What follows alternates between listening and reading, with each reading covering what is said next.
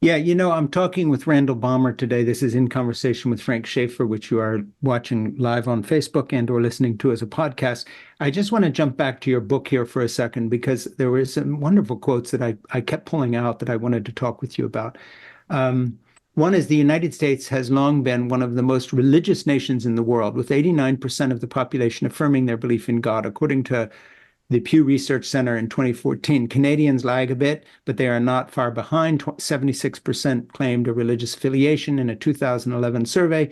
As impressive as those numbers are, especially as compared with France, Japan, or Great Britain, the percentage of the population that would be considered devout has fallen in recent years. So that's what we were talking about. And I want to go back to that for a minute because there's been so much going on in our news and our politics and worldwide and wars and the rise of theocratic movements globally and so on that I think, let's talk a little bit about just the decline of the influence of what I would call authentic religion in America, as opposed to its political manifestation of militant Protestant evangelical fundamentalists, who don't go to church anymore, but are all about Trump.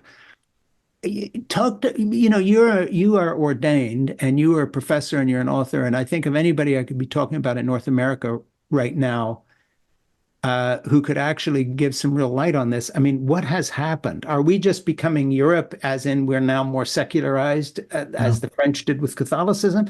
Is it about American politics? Did Trump do this to us and finish us off? Was he the coup de grace on something that would have devolved anyway into, Generation Z, they don't go to church, but they do witchcraft and tarot cards and spirituality and Yeah. things. Right. So it's Yeah. not even, I mean, these are not Enlightenment secularists either. These are not followers of Jean-Jacques Rousseau and the Enlightenment.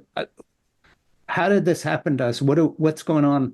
What's going on with the religion in America, aside from all the politics? What's happened?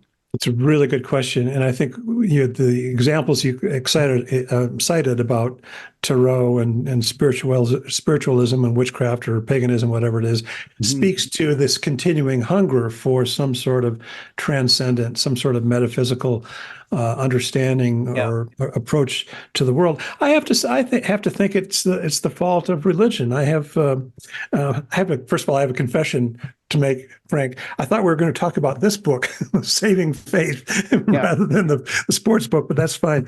And one of the quotes I have at the beginning is from Abraham Joshua Heschel, Yeah. and he says, "It's customary to blame secularism for the eclipse of religion in modern society, but it would be more honest to blame religion for its own defeats. Yeah. Religion declined not because it was refuted, but because it became irrelevant, Yeah. dull, oppressive, and insipid. When faith becomes an heirloom rather than a living fountain, when religion speaks only in the name of authority rather than with the voice of compassion, Mm. its message becomes meaningless." I think Mm. that's pretty good. But I think when we're talking about evangelicalism, and again, both of us were reared within this world, and we know it very well. I think it has devolved in many of these places, particularly megachurches, into entertainment. Mhm. These days I go to a megachurch from time to time, out of sort of professional obligation. Mm. And I leave and I think, what was church about that? We had these, kind of, these gauzy praise music singers, and who are always having, they're holding up the ceiling with their hands, Mhm. and in some sort of dissociated state. Um, you could collect an offering, you sing a couple of songs, and then you hear a lecture. Usually, it's not really much of a sermon anymore, and then you go home, and for me, and I think for you, being Orthodox, uh, there's something more. I think that for me, it's the sacraments, the real presence of Jesus in the sacrament is for me the what holds it all together. And I've suffered through many bad sermons in the course of my life, and know you have too.